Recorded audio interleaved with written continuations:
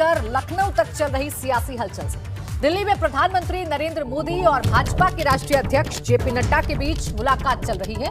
इस बैठक में जेपी नड्डा के साथ 5 राज्यों के भाजपा प्रभारी और पार्टी के महासचिव भी मौजूद हैं। इस बैठक में 5 राज्यों में होने वाले विधानसभा चुनावों की तैयारियों पर चर्चा हो रही है।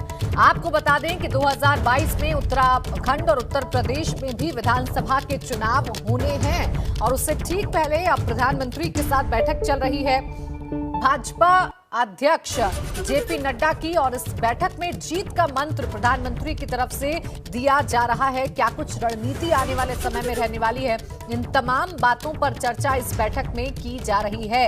तो ये सियासी हलचल जिस पर सभी की निगाहें बनी हुई हैं, क्योंकि जिस तरीके से बैठकों का दौर चल रहा है उसे देखकर तो साफ लगता है कि भाजपा चुनावी मोड में आ चुकी है और अब चुनाव को देखते हुए 2022 को देखते हुए तमाम जो रणनीति है वो बनाई जा रही है और इसीलिए लगातार बैठकों का दौर जारी है।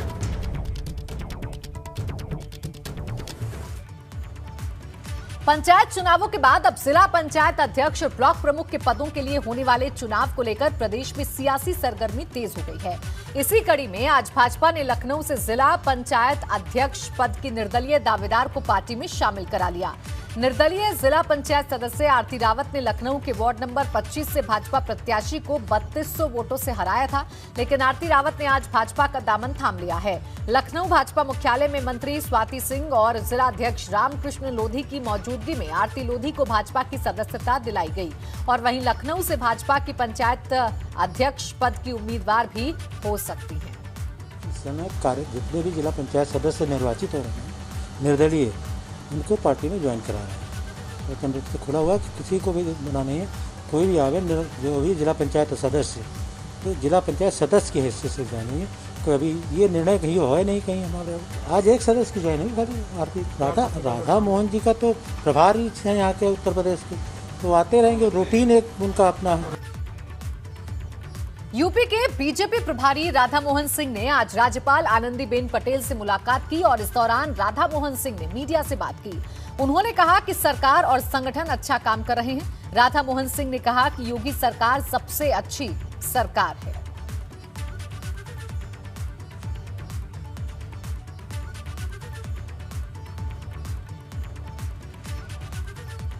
सर कोई बदलाव की गुंजाइश नहीं है।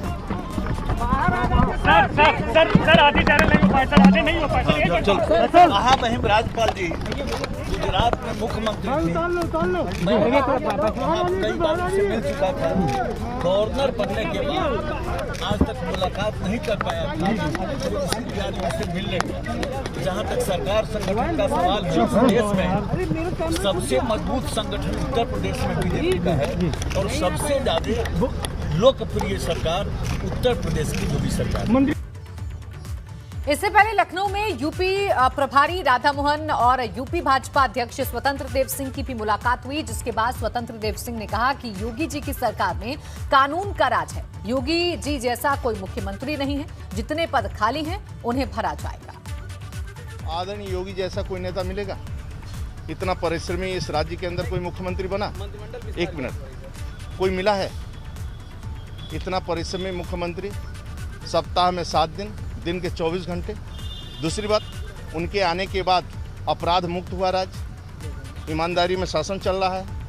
मतलब इतने आपने देखा है, सपा बसपा को आपने देखा है अच्छी तरह। इस राज्य को लोग लूट लेते हैं भाई, भ्रष्टाचार की तरह। और एक खानदान चलाता है, सिर्फ एक खानदान पार्टी को चलाता है, पूरा सरकार को चलाता है। और आज मैं कह सकता हूँ कि आदरणीय योगी शासन में किसी की नहीं चलती है, केवल कानून का चलता है और सुशासन चलता है।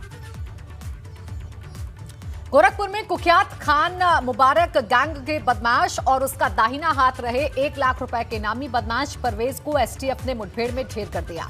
उसकी अंबेडकर नगर जिले के बसपा नेता जुरगाम मेहंदी हत्याकांड के आरोप में तलाश थी, तभी से वो फरार चल रहा था। मुठभेड़ पीपीगंज थाना क्षेत्र के चिहुटा सरहरी बंधे पर हुई। बाइक सवार 2 बदमाश जा रहे थे, तभी एसटीएफ की मुठभेड़ हुई। मौके से एक बदमाश भागने में सफल रहा। मारा गया बदमाश अंबेडकर नगर जिले के माफिया खान मुबारक का शूटर था। परवेज मखदूम नगर का रहने वाला है। आपको बता दें कि खान मुबारक के जेल जाने के बाद से परवेज उसका सारा आपराधिक साम्राज्य संभाल रहा था और परवेज का नाम चर्चा में तब आया जब 15 अक्टूबर 2018 में इसने अंबेडकर नगर में बसपा नेता जुर्गाम मेहंदी और उसके चालक की दिन दहाड़े बीच चौराहे पर गोलियां मारकर हत्या कर दी थी।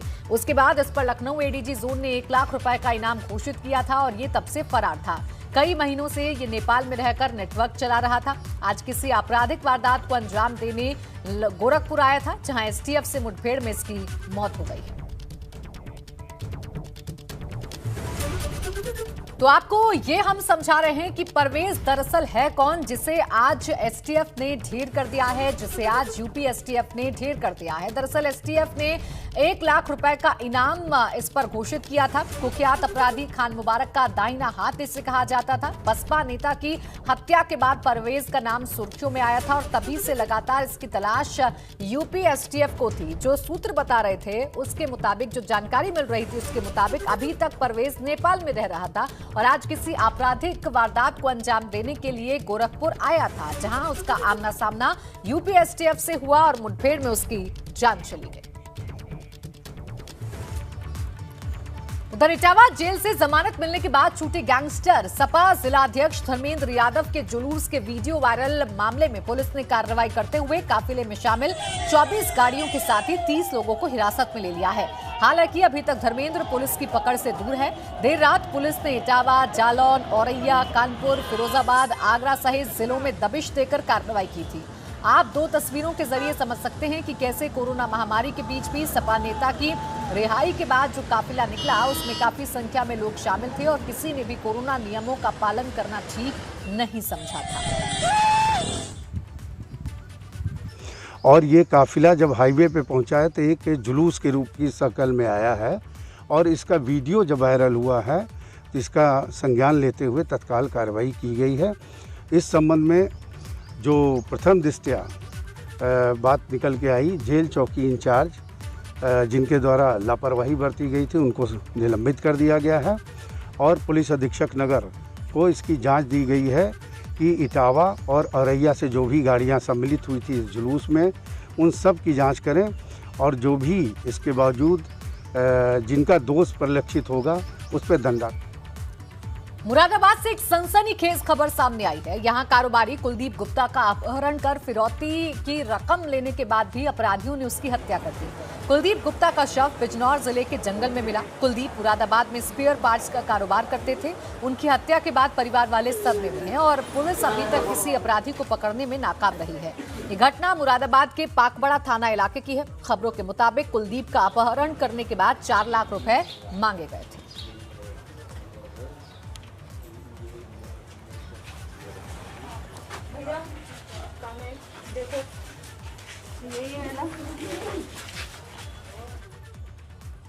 और बाद में उन्होंने अपनी पत्नी को फ़ोन करके नौकर के माध्यम से 4 लाख रुपए गए थे, जो कि दुकान पर ही आकर के एक व्यक्ति लेकर के गया था। जब इनका फ़ोन नहीं लगा दोपहर के बाद तो उसमें इनकी पत्नी ने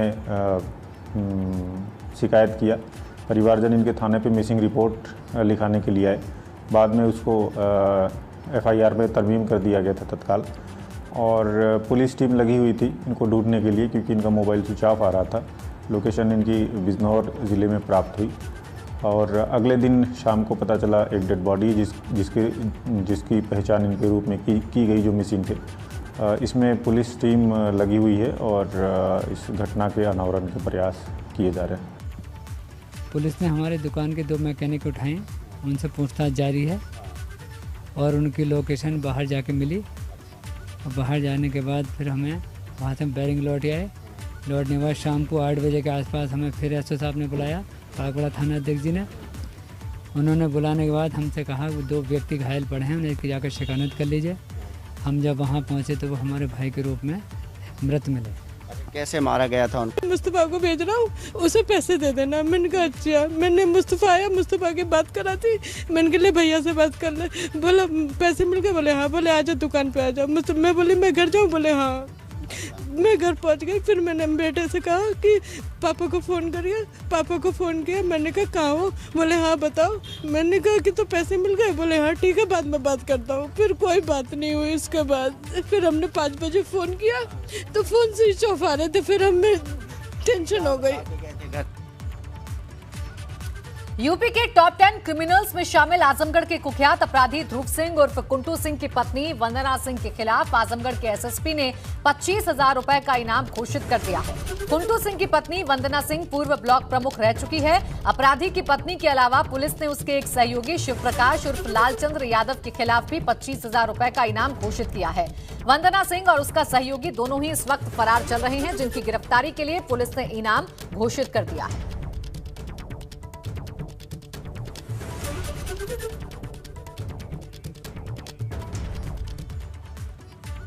प्रतापगढ़ में दुल्हन ने उस वक्त शादी से इनकार कर दिया जब दूल्हा डीजे पर दुल्हन के साथ डांस करने की जिद के साथ हंगामा करने लगा। दुल्हन ने दूल्हे पर नशे में होने का आरोप लगाते हुए शादी से इनकार कर दिया, जिसके बाद शादी समारोह में हड़कंप मच गया। लड़की के शादी से इनकार करने के बाद उसके घरवालों ने बाराती और दूल्हे के घरवालों की पिटाई कर उन्हें बंधक बना लिया। वहीं जानकारी के बाद मौके पर पहुंची पुलिस ने दोनों पक्षों के बीच कई घंटे तक पंचायत की और लड़के के घरवालों को शादी में खर्च 5 लाख रुपए देने का फरमान सुनाया। वहीं लड़की के घरवालों ने कहा कि जब तक शादी में खर्च 5 लाख रुपए दूल्हे के घरवाले नहीं दे देते हैं तब तक उन्हें छोड़ा नहीं जाएगा। लड़के पक्ष वालों ने दारू शराब पी के लड़ाई झगड़ा करने की कोशिश किया और लड़की के बगल में खड़ा होकर फोटो खिंचाने की कोशिश किया। साथ ही लड़की को फ्लोर डीजे पर नाचने के लिए मजबूर किया। इस वजह से लड़की रोने लगी और किसी को ये बात बर्दाश्त नहीं हुई, इसी में झगड़ा लड़ाई हुआ है। अब ये हो रहा है कि दोनों पक्ष का फैसला हो चुका है।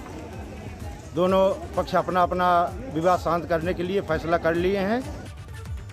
कोरोना की दूसरी लहर से जंग में उत्तर प्रदेश के लिए अच्छी खबर है। यूपी कल से 75 में से गौतम बुद्ध नगर समेत 71 जिलों में कोविड कर्फ्यू खत्म हो जाएगा। सिर्फ 4 जिलों में ही अब कोविड कर्फ्यू लागू रहेगा। हालांकि बाकी जिलों में वीकेंड कर्फ्यू रहेगा। दरअसल यूपी में 3T के फॉर्मूले से काफी हद तक कोरोना कंट्रोल हुआ है। नतीजा यह है कि पिछले 24 घंटे में प्रदेश के अंदर 1100 नए कोरोना मरीज मिले हैं और अब एक्टिव केसों की संख्या घटकर 17,000 हो गई है।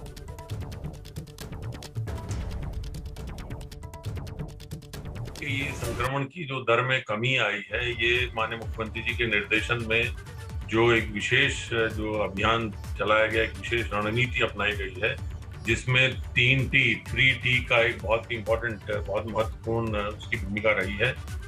ट्रेस, टेस्ट और ट्रीट। ये जो एक अग्रेसिव ट्रेसिंग करके फिर अग्रेसिव टेस्टिंग कराई गई है। जैसा आपको बताया कि प्रदेश में संक्रमण कम होने के बावजूद भी जो टेस्ट हैं उनकी संख्या में कमी नहीं की गई है। बदस्तूर लगातार टेस्ट जो हैं 3 लाख से अधिक और कभी 3.5 लाख के अधिक भी हो रहे हैं। और ये भी मैं आपको बताना चाहूँगा कि बहुत सारे जो है वो हमारे साथियों ने इस प्रकार का ये कंसर्न विशेषज्ञों ने जताया था कि ग्रामीण क्षेत्रों में जो है अगर ये फैलता है, तो मैं ये बताना चाहूँगा कि पिछले 1.5 से 2 महीने से उत्तर प्रदेश सरकार ने विशेष प्रयास गांवों में किए हैं। 3 लाख से अधिक टेस्ट किया जा रहा है, जबकि जो दैनिक इन्फेक्शन के नए केसेस हैं उनकी संख्या काफी कम हो गई है, लेकिन टेस्ट को घटाया नहीं गया है। ये जो सोची समझी रणनीति है उसके अंतर्गत किया गया है, ताकि जो भी नए केसेस आए उनको अति शीघ्र उनकी पहचान की जा सके। वैक्सीनेशन का कार्य निरंतर जारी है और आप जानते हैं कि सोमवार से शनिवार तक निरंतर वैक्सीनेशन का कार्य प्रदेश में होता है और रविवार को हम अगले सप्ताह के लिए स्लॉट्स खोलते हैं। तो आज सारे स्लॉट्स खोले गए हैं। अगले सप्ताह के लिए आप अपना स्लॉट टीकाकरण के लिए बुक करा सकते हैं। बड़ी खबर इस वक्त बरेली से सामने आ रही है, जहां 4 करोड़ रुपए की स्मैक बरामद की गई है। सड़क के किनारे खड़ी कार से स्मैक मिला है। सड़क हादसे के बाद कार छोड़कर भागे तस्कर। फतेहगंज पूर्वी थाना क्षेत्र के हाईवे 24 की ये पूरी घटना बताई जा रही है। तो ये बड़ी खबर इस वक्त आपको बता रहे हैं, जहां 4 करोड़ रुपए की स्मैक बरामद की गई है। जानकारी ये मिल रही है कि हादसे के बाद गाड़ी छोड़कर तस्कर फरार हो गए और इसी गाड़ी में से ये स्मैक बरामद हुई है। फिलहाल पुलिस तलाश कर रही है, पुलिस जानकारी हासिल कर रही है कि कौन लोग थे जो स्मैक की तस्करी कर रहे थे और कौन लोग इसे गाड़ी में छोड़कर फरार हो गए। कौशाम्बी पुलिस ने महिला की सिरकटी लाश की शिनाख्त कर ली है और हत्याकांड में शामिल मुख्य आरोपियों को गिरफ्तार कर सनसनीखेज खुलासा किया है। पुलिस की माने तो हत्या अवैध संबंधों के शक में की गई है।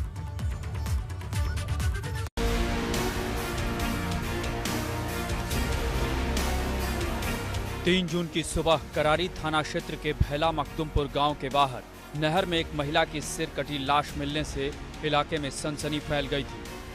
घटना की जानकारी मिलने पर चायल, मंझनपुर और कई थानों की फोर्स और पुलिस के आला अधिकारी मौके पर पहुंच गए। आसपास के कई ग्रामीणों को शव की शिनाख्त कराने के लिए बुलाया गया, लेकिन कोई भी शव की शिनाख्त नहीं कर पाया।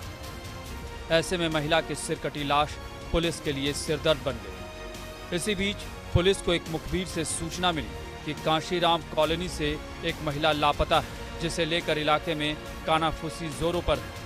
ये खबर मिलते ही एसओजी और करारी थाने के पुलिस सक्रिय हो गई और महिला के पति और उसके ससुर से सख्ती से पूछताछ की, तो दोनों ने अपना जुर्म कबूल कर लिया।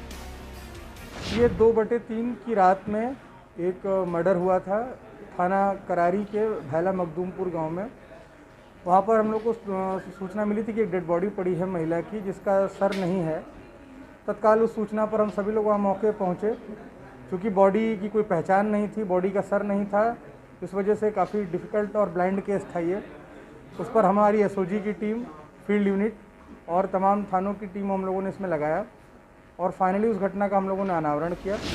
पुलिस के मुताबिक मंझनपुर कोतवाली के घाना का पूरा के रहने वाले शिवम सोनी ने करीब 5 साल पहले सुमन सोनी से दूसरी शादी की थी, लेकिन पिछले 1 साल से उसे अपनी पत्नी के किसी और युवक से अवैध संबंध का शक था, जिसे लेकर दोनों में कई बार झगड़े भी हो चुके थे। घटना वाली रात 2 जून को भी महिला के युवक से फोन पर बात करने को लेकर झगड़ा हुआ था, जिसके बाद पति और ससुर ने मिलकर इस हत्याकांड को अंजाम दिया।